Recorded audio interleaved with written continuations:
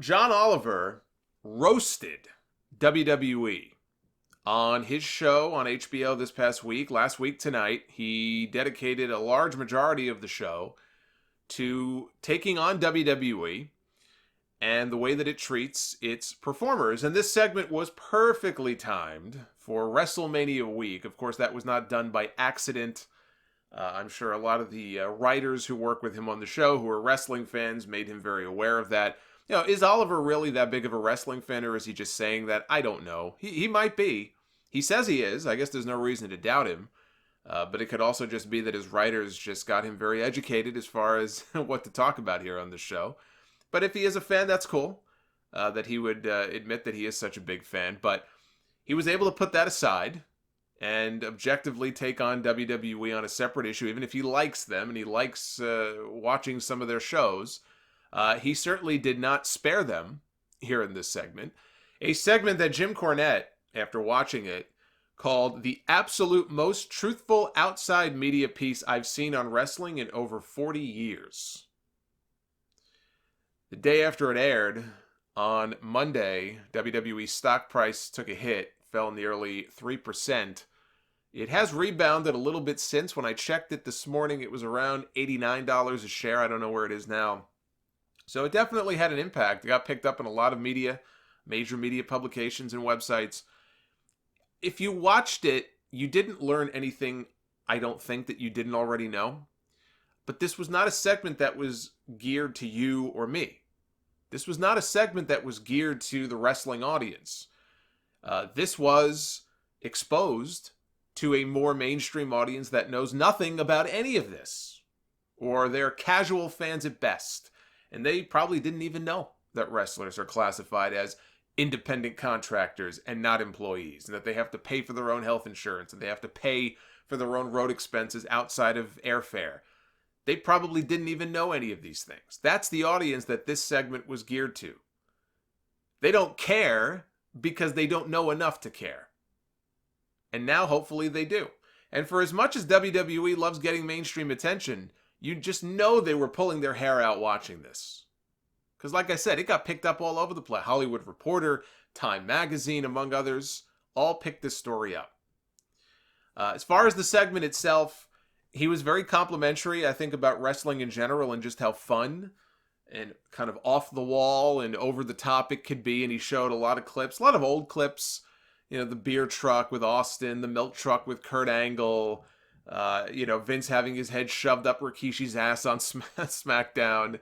There wasn't a ton of recent stuff in here, but they showed all those clips, and then they got into the serious stuff, which was a discussion about the way that Vince McMahon treats his talent and the way they classify them, like I said, as independent contractors and not employees, and the abnormally high rate of wrestler deaths, young wrestler deaths, and he compared it to the NFL, and he got into all the specifics about all this stuff that, again, we've heard before and we've talked about here before.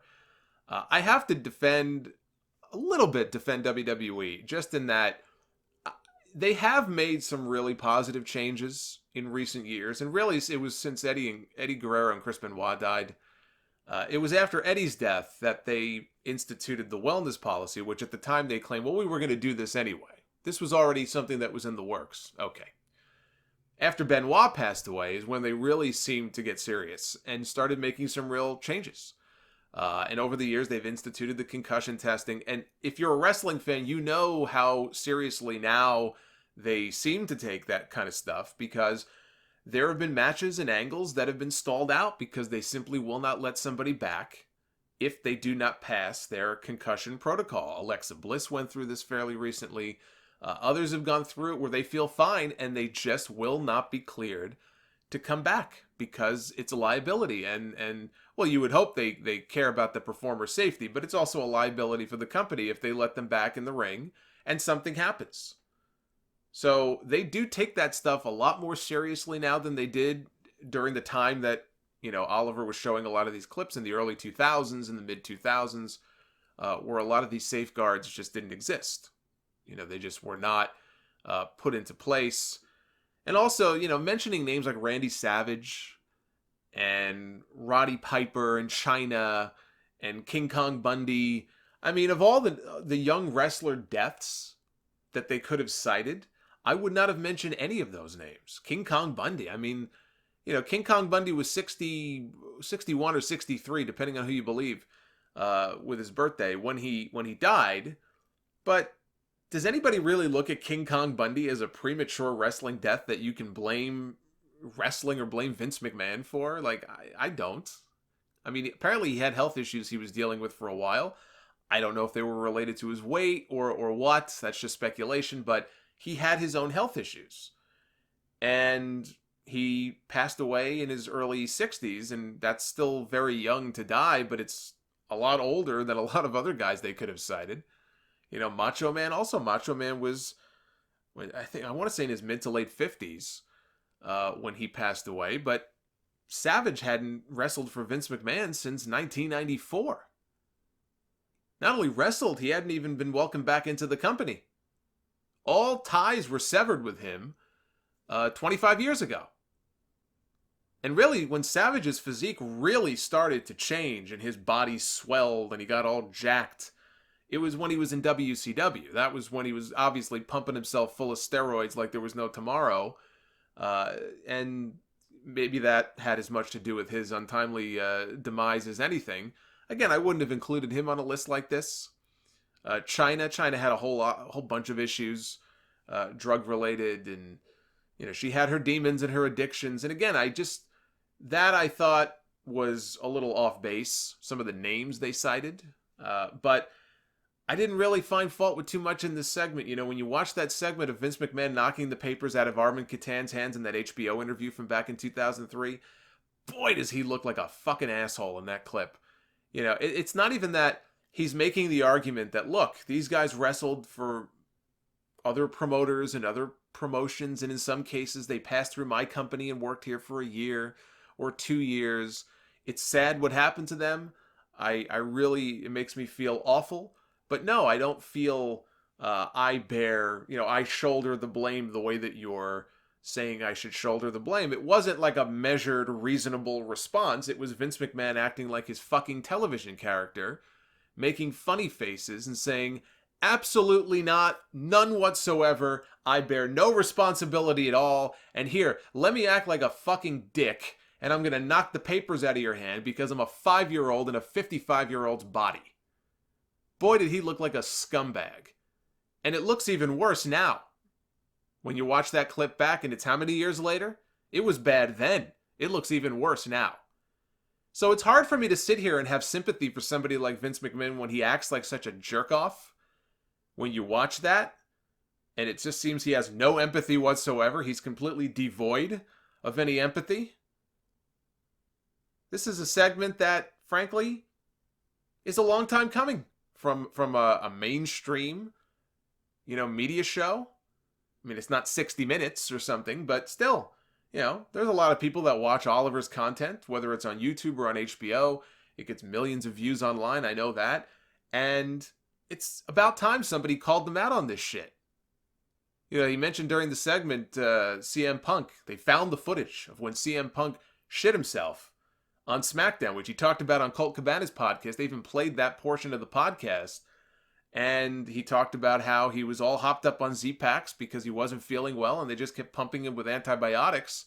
Well, that antibiotics, certain ones anyway, can, look, they can give you some unpleasant side effects.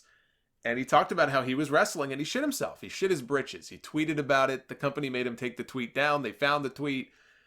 Punk actually tweeted him after the show aired.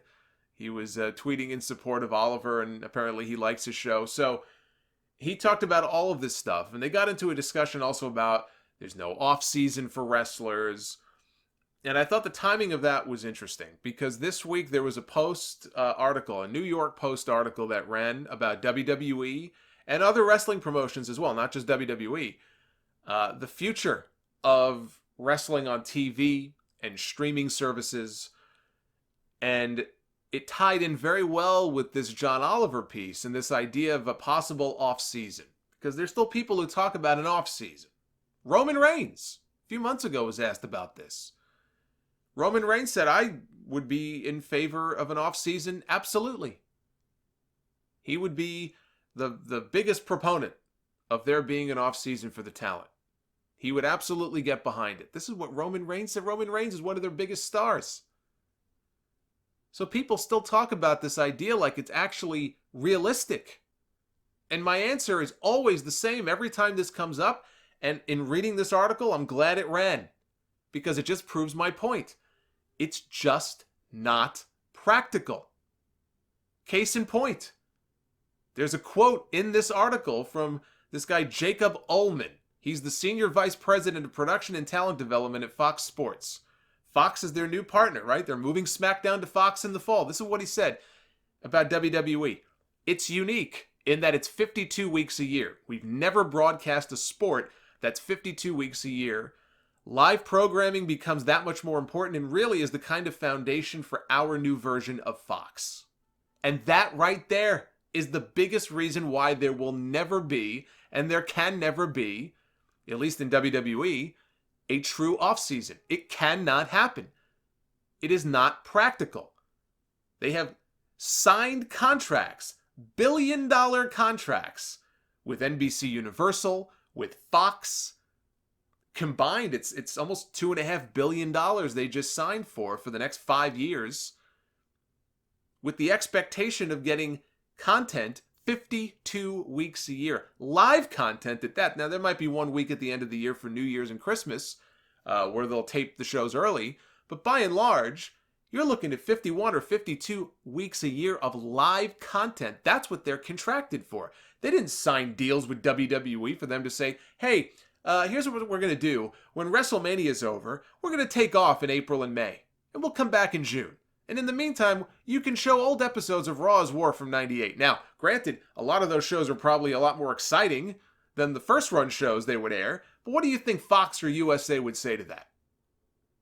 How do you think they would feel about that? That would be a breach of contract. That's what they would say. People forget about this. They think, oh, it's so simple. Why don't they just take 2 months off? Better yet, do it twice a year. You could take a month or two off after WrestleMania. You could do it again after Survivor Series. Nobody cares about that dead period around the holidays. In the lead up to the Royal Rumble, why not have 2 off seasons? Yeah, why not have a fucking pony? How about when I'm done recording here, I'll go to the local pony shop and I'll buy a fucking pony. I will ride my pony to WrestleMania to MetLife Stadium this Sunday. Sure, why not? There's about as much chance of that happening as there is an off season in WWE. It's not practical. And what I've said, and a lot of you agree, I've said this for years. It makes far more sense to rotate talent in and out throughout the year on a schedule of mandatory leave. And look, that's not going to be an easy thing to coordinate. It's going to be tough. Whoever's responsible for that, you got to have a big chart and they have to sit here and really map this out. They have so much talent. I mean, in a way, it's good that they have as much talent as they do. They have more talent now under contract than ever before. But still, look, it can impact if you have champions, if you have certain storylines that are ongoing at the moment, and one of the people in that storyline, hey, it's time for you to take 3 weeks off or 4 weeks off or 2 weeks or whatever it is. Yeah, it could wreak havoc. You've got a TV show to write. It could wreak havoc. It's not easy, but it's a lot more practical, a lot more doable than an off season would be. It can be done. WWE had a response, by the way, to this segment. John Oliver is clearly a clever and humorous entertainer. However, the subject matter covered in his WWE segment is no laughing matter. Prior to airing, WWE responded to his producers, refuting every point in his one-sided presentation. John Oliver simply ignored the facts. The health and wellness of our performers is the single most important aspect of our business, and we have a comprehensive, long-standing talent wellness program. We invite John Oliver to attend WrestleMania this Sunday to learn more about our company. Now, Oliver's show tapes on Sunday evenings. Maybe he's not taping this weekend, but he probably is. They know this. The company knows that he tapes his show on Sundays and he can't make it.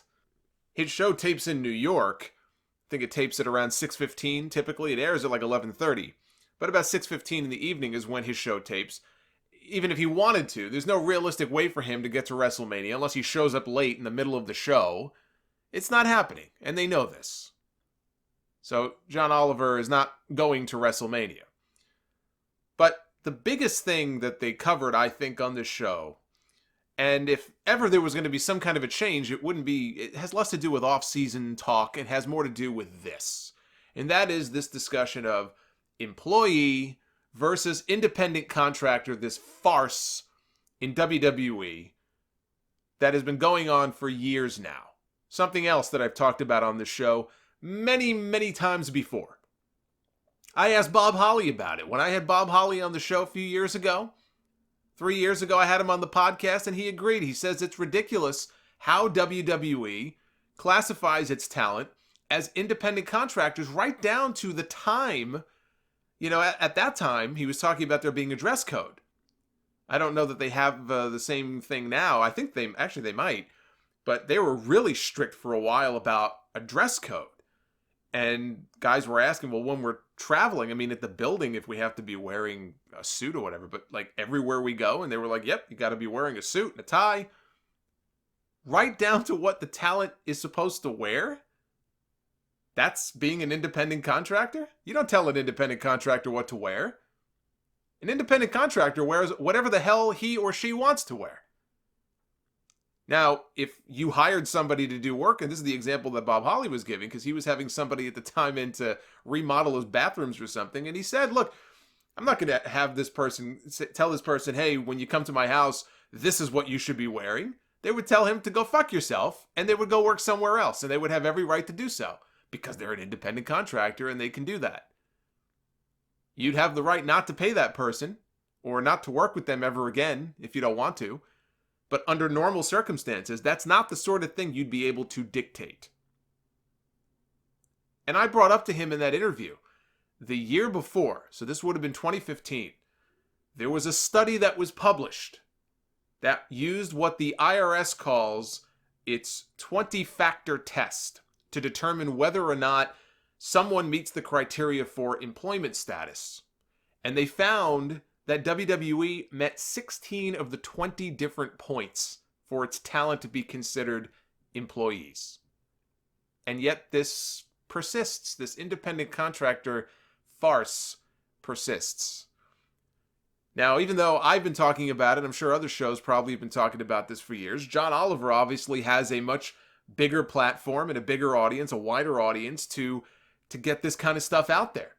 And it's not just the issue of healthcare for wrestlers, which WWE mandates that they go out and buy their own healthcare or they won't let them work. And they have to pay for that themselves. Yeah, they cover the costs, and Oliver mentioned this. If they get hurt in the ring, major surgeries, the company will cover the cost for that. That's all well and good. But they still have to go out and get their own healthcare. Without it, they won't let them wrestle. That's not even the most ludicrous part. The most ludicrous part of this is how they can classify them as independent contractors but wield so much control over their lives. They're not allowed to work anywhere else. They're not even allowed to seek their own outside endorsements or endorsement deals, at least not without the company's approval, which to some extent I can understand. If, let's say, Roman Reigns went out and he did like a lot of these other podcasts do, and Roman Reigns is going to become the face of fucking Blue Chew and talk about dick pills, I could see where WWE might not like that. They have a certain image, maybe with somebody like Roman Reigns, they'd like to uphold with their audience, but still, they are very, very, very strict about just not allowing those sorts of things. I mean, we've heard stories of guys being turned down for something as simple as walking their friends out to the cage for an MMA fight on their day off, and they get told, no, you can't do that. Just the most trivial stuff that you can think of. When you sign that contract, it's like they own you. You become their property. Between that and the idea that these people are responsible outside of airfare for their own travel expenses on the road, that's their whole job, is being on the road. And they have to pay for the rental cars. They've got to pay for the hotel. All that stuff is on them. That's why you hear about these guys, carpooling together, and stories from yesteryear about people, 4, 5, 6 people to a hotel room, sometimes just to save money. They're independent contractors only when it's convenient for WWE to call them independent contractors. But they're treated like employees. They're just not afforded the same benefits of an actual employee who works backstage or who works out of Titan Tower. This new office space that they just bought for millions and millions and millions of dollars that they're moving into in 2 years. They bought that off the backs of each and every single one of these wrestlers, and yet they're not afforded the same benefits as the people who are going to be sitting inside of those buildings. The most powerful stuff, I think, from this segment was talking about all the wrestlers who have in the past and continued to put up GoFundMes and look to crowdfunding from the fans to pay for their surgeries. They showed a clip of Jake the Snake from his Resurrection of Jake the Snake movie, which is great, and I encourage everybody to go see it. Him getting all emotional, his arm is in a sling. He's sitting, it might have been at DDP's crib. He's sitting at the desk, and they're showing him on the laptop overnight, one night. They had a goal of whatever it was, $9,000 or $12,000 to raise money for shoulder surgery.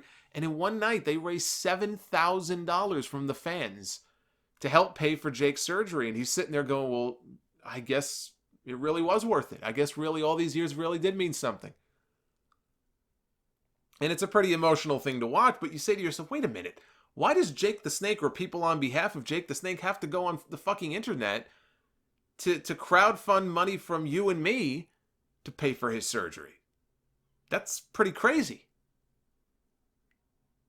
That and the part with Roddy Piper in 2003, where Piper flat out says, look, I'm not going to make it to 65. I have a pension. Maybe it was from his work as an actor, but he's like, I have a pension. I can't get it out at 65. He goes, I'm not going to make it to 65. Let's just be realistic here.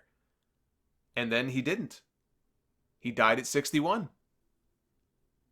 Now, Oliver's point in this segment was, there's one audience that Vince McMahon sometimes listens to who can really make a difference, and he puts it back on us.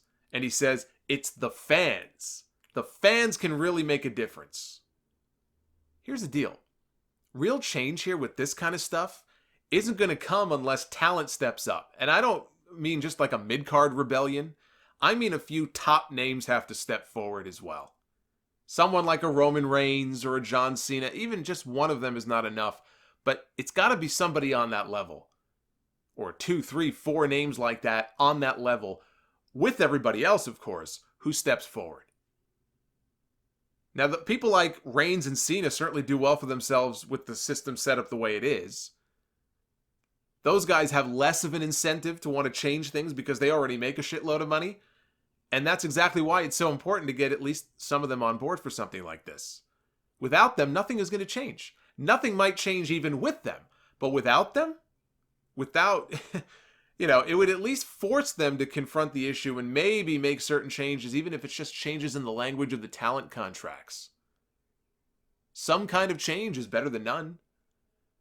It's like the question of, will the wrestlers ever form a union? Will there ever be a wrestlers union? I get questions in the mailbag sometimes asking that very same question. The answer is no. Absolutely not. It's been 30 years now, 40 years maybe, with this company. Where's this wrestlers union that everybody keeps fantasizing about? Where is it? I'm still waiting for it. There is none. Jim Ross once said, maybe this might have been when he was still the head of talent relations. He said, you can't get 10 wrestlers in the same room to agree on what to have for lunch. You're going to get 100 of them to band together and form a union? Jesse Ventura, the famous story of Jesse Ventura trying to rally the troops backstage in an event one night to try to come together and, confront the company and form a union. And this was a few weeks before WrestleMania 2. He's in the locker room. He's given this big speech. Vince isn't there. And he's given this big speech. None of the agents are around. And then Hulk Hogan goes and stooges him off to Vince McMahon. The next day, Vince calls up Ventura and says, look, if you do that again, I'm going to fire your ass. So Jesse kept his mouth shut. He worked WrestleMania.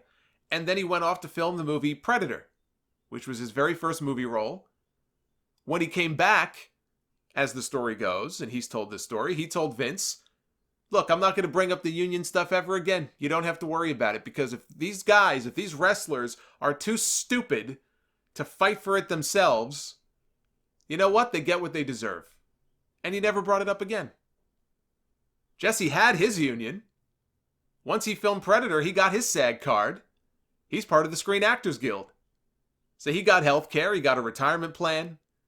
All he had to do was pay his annual dues, however much that is, a few $100 maybe a year. He pays his annual dues and he gets all of it. If the wrestlers don't want to fight for something similar, that's on them. It wasn't until a few years later there was a legal deposition, I think for a separate lawsuit. And I think Jesse's lawyer is interviewing Vince as part of this deposition. And Jesse says to him, look, while you're in there with him, why don't you ask him about who ratted me out on the union stuff? He was curious because up to that point, Jesse didn't know that it was Hogan who ratted him out. So the lawyer asked Vince, and Vince, he's under oath, and Vince says, yeah, it was Hulk Hogan. I found out from Hulk Hogan. Now imagine if Hogan or somebody at his level had stood with the talent, banded together with them back in '86. How different things might just be today. Again, Hogan had no incentive to because he was the top guy. He was already making great money. But imagine if he had stood shoulder to shoulder and they actually got a lot of that roster together back then. How different things might be today, we'll never know. Today they have so many wrestlers, he could fire half the damn roster and just replace them and still have guys left over. But back then, he wouldn't have had that luxury. He would have been stuck. His back would have been up against the wall. He would have had to make some kind of a decision. And that's really the key. They have to want to do it themselves to make this happen. It's not enough for the fans to bring signs to the stadium. He's telling people to bring signs to Wrestlemania. There's going to be 80,000 fucking people in this stadium. Do you think that there's going to be a sea of signs talking about, make wrestlers employees? I mean, come on. It's not realistic. It's stupid. The fans don't care about this. I'm sorry to say. I don't mean you and me. I'm talking the fans at large. They don't care about this. They don't. Sounds cold, but they don't care. It doesn't affect them directly. It doesn't affect what they see on the show every single week. They're not going to fight for it the way that they did to get Daniel Bryan into the main event of WrestleMania. This is not our fight. This has to be their fight. Meltzer mentioned an interesting stat. Of all the major sports leagues, NFL, NBA, NHL, Major League Baseball, they pay their wrestlers between 47 and 51% of total revenue for the league, for each league.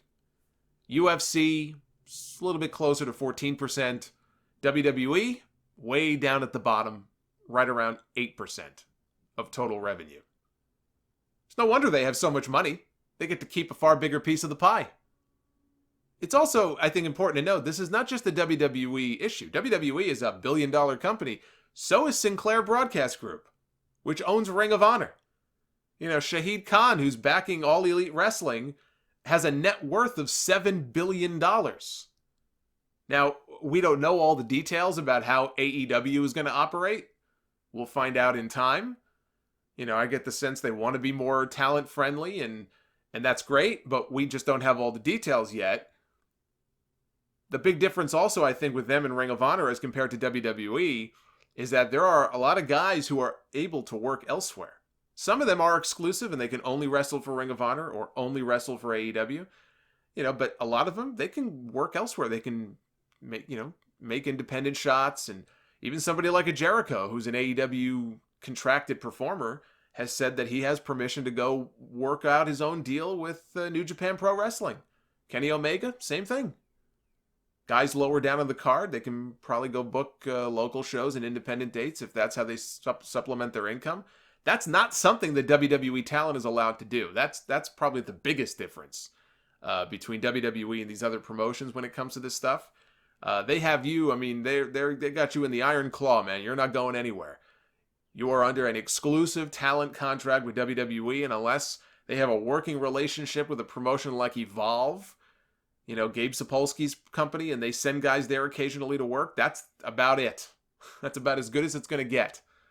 So that's the big difference there.